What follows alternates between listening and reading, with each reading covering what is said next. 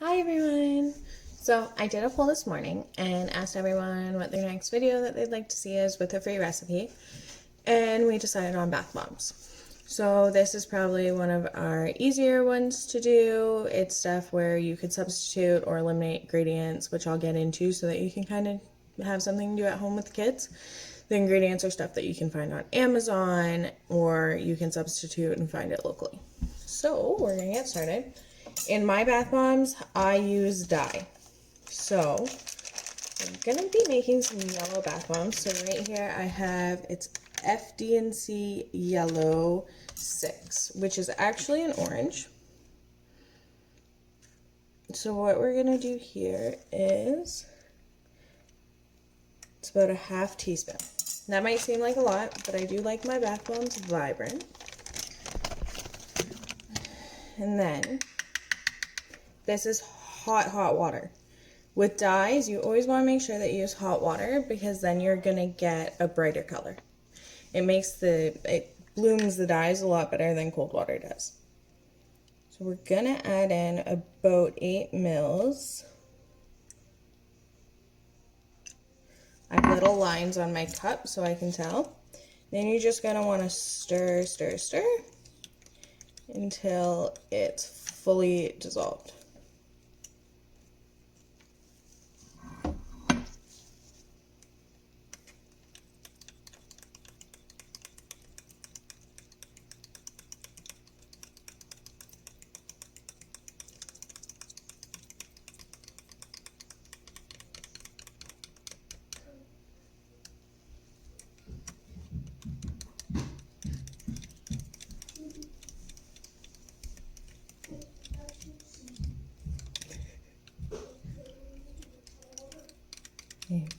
Sure you can hear my little singer in the background. He's home from school.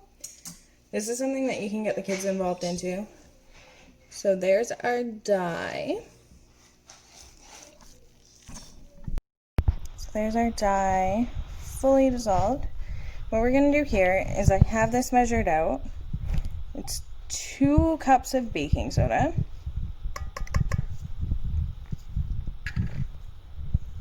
And we're just gonna mix that together. So that's just the baking soda, just the dye.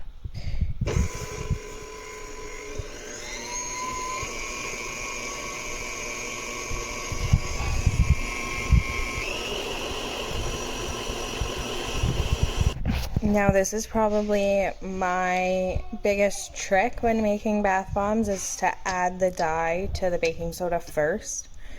And this just makes sure that they're not going to activate. So if you put it in after you add citric acid, your ingredients are way more likely to activate. And also because we're using a dye, it kind of blooms the dye, which is how you get a brighter color, without actually having to bloom it, wait for it to dry, come back, and then re-wet it again.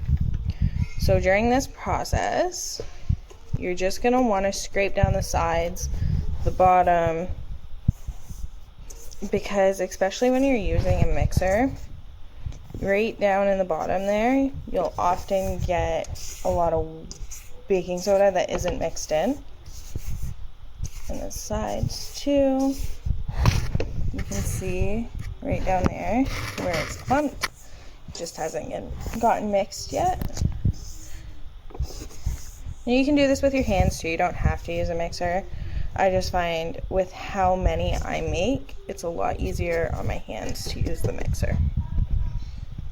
I'm gonna drop it down, turn it on, let it go again. Okay, so in total that mixed for about 2 minutes. I'm gonna take this off. Now you'll be able to tell when it's mixed if you go like this and you don't have any streaks of dye. If you find you still have streaks of dye, then what you need to do is mix it again. Mix it until that's not happening anymore. Otherwise you'll end up with spotty bath bombs, or like color deposits, white deposits, oil deposits, anything like that. You always want to make sure that they're mixed really good. So the rest we do by hand. Okay, so now that we have this all mixed, it's all in here, it's a nice orange. You'll see something really cool happen once we put the citric acid and everything in too. So we have our fragrance oil here. It's our mango papaya.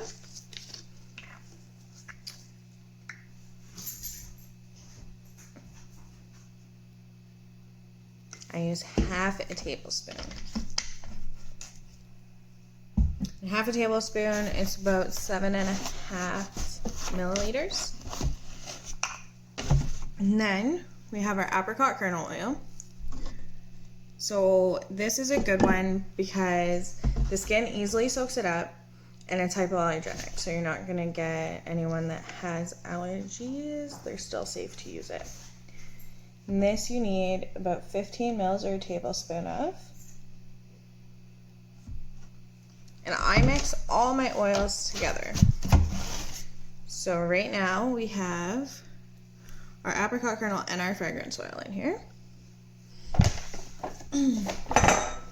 And then, as a rule of thumb, I put polysorbate 80 in it. If you're not using micas, micas or lakes, you don't really need polysorbate 80. I like to have it even if we don't use micas, just because then it helps the oils in the bath bomb emulsify into the water. And that we used a tablespoon of oil, so half a tablespoon of this.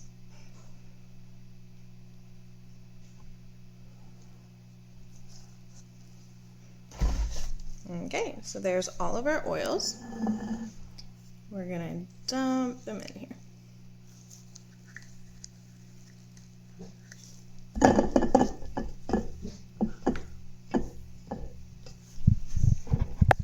Okay, now we have our SLSA powder. That's sodium lauryl sulfate acetate. It's a coconut-derived surfactant. You want to gently put that in there. So I used a tablespoon of it. And that allows the foam from your bath bombs. So they won't just fizz, they'll foam and bubble up too. And then, the very last ingredient is your citric acid. And I did a 2-cup batch, so I only need 1 cup of citric acid. So you always do a 2-to-1 ratio. If you want to double this, triple it. If you wanted to cut it in half, you could do 1 cup baking soda, half a cup of citric acid. There's all our ingredients in there. You're just gonna take it and mix it by hand.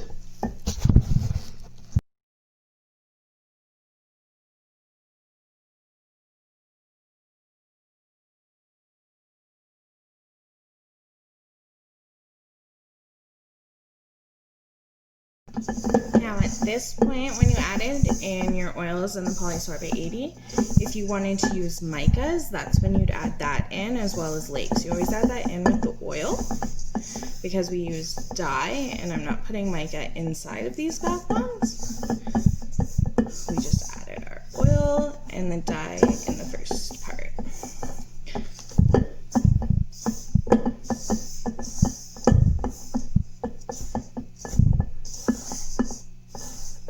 Okay, so you know your bath bomb powder is ready to be molded when you squish it and it holds together like that.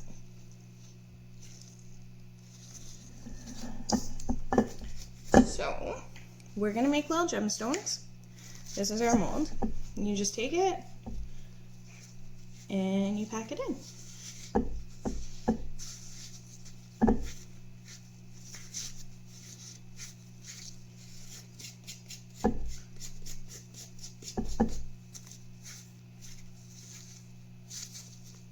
Always make sure it has a flat back. That'll avoid your bath bombs from cracking. And you just take it, flip it, tap it, and release it. And keep going till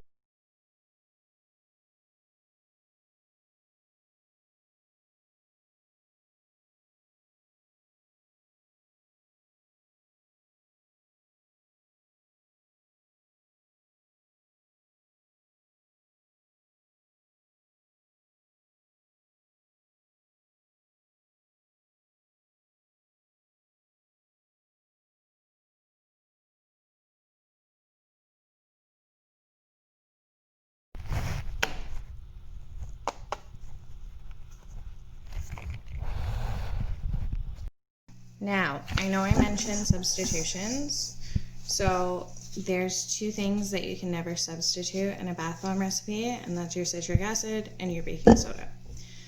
Pretty much everything else can be substituted or omitted. So if you don't want SLSA in there, or it's not something you can get your hands on, you don't have to put it in. Alternatively, you can use SCI powder, you can use cocamidopropyl betaine, very minimal amount though, and you have to add it in at the start when you add your water in, because it is a more watery substance that can cause it to activate.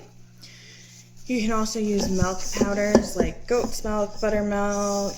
That'll offer a foam as well. It won't be as great as a foam, but it is a natural alternative, a more natural alternative, I should say, than SLSA.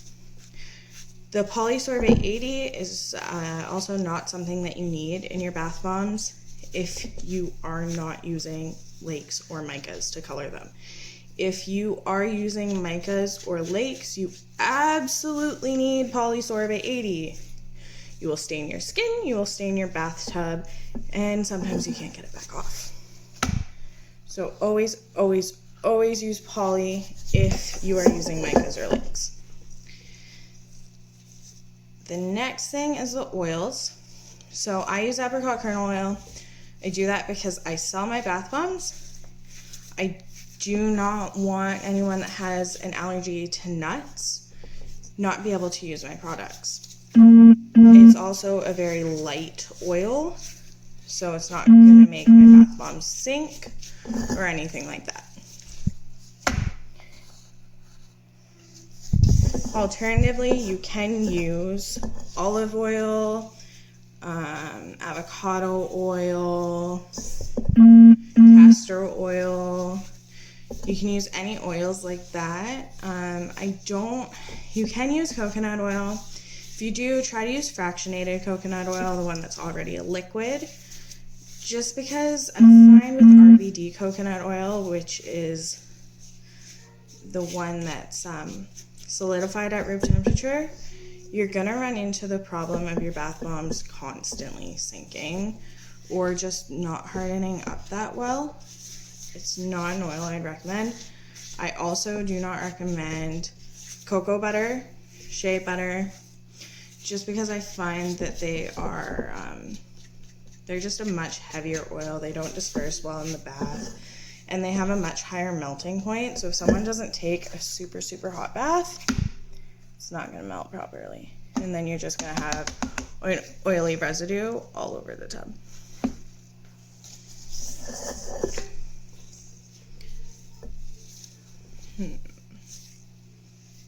Oh yeah.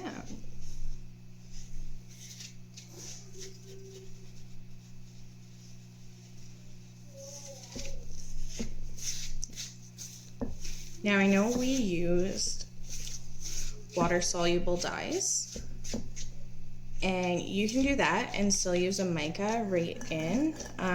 My favorite thing to do is to do a dye along with a glittery mica, and that gives the sparkle in your bathtub.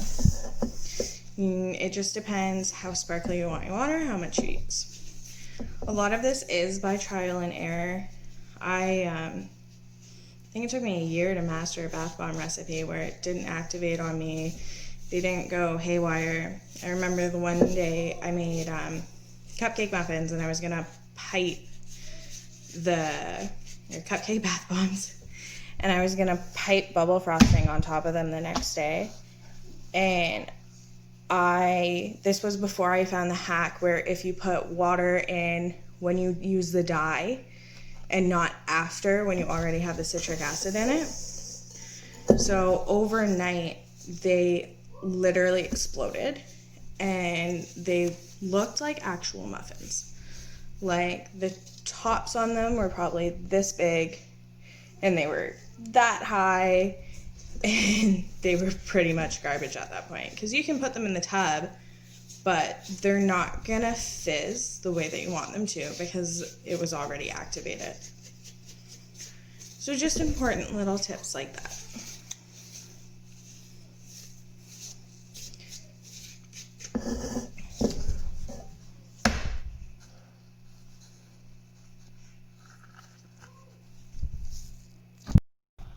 Alright, so there they are. They're all done.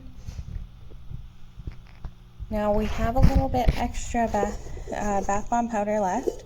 What I'm going to do is I'm going to let it dry and then package it, and that'll be our pixie dust. Don't ever feel discouraged if this is something that you want to do but you don't have a mold. You can use almost anything for a mold. You can use cookie cutters, you can press the bath bomb powder down into a pan or sheet tray. Just make sure you line it with parchment paper first and then break it up. You can do pretty much anything with bath bomb powder. It's completely moldable, so don't ever feel discouraged just because of that. Or you could just make it all up, let it dry, and use it as pixie dust. It's a fun thing to do with the kids for sure. My boys all love doing it. It's a fun little activity, and it takes about half an hour to do it. Anyways, I'll follow up with pictures and let me know what you guys think.